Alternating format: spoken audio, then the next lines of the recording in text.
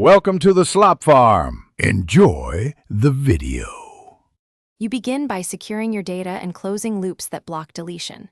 First, sign out of every iPhone, iPad, Mac, and turn off Find My so devices disassociate.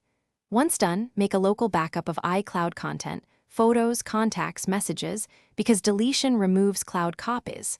Make sure to cancel recurring subscriptions and remove payment methods in settings so Apple won't reject the request. Now navigate to Privacy. Apple.com. Sign in with your Apple ID and choose the option to delete your account to start the process.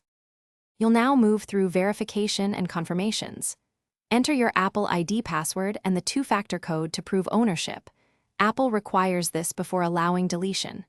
Next, carefully read the list of consequences: permanent data loss, ineligible purchases, and effects on family sharing, because these are irreversible. After confirming, Apple gives you a unique access code. Write it down and store it safely. This code lets you check status or cancel the request within the limited recovery window while Apple processes your deletion. Once submitted, Apple processes the deletion, and you should monitor the status using the access code. Processing may take several days. After Apple confirms permanent deletion, you can create a brand new Apple ID, use a different email address, and reconfigure devices from scratch. Make sure to re-download or repurchase content, as previous purchases won't transfer. If your deletion is blocked, check active subscriptions and family sharing or contact Apple support for clearance.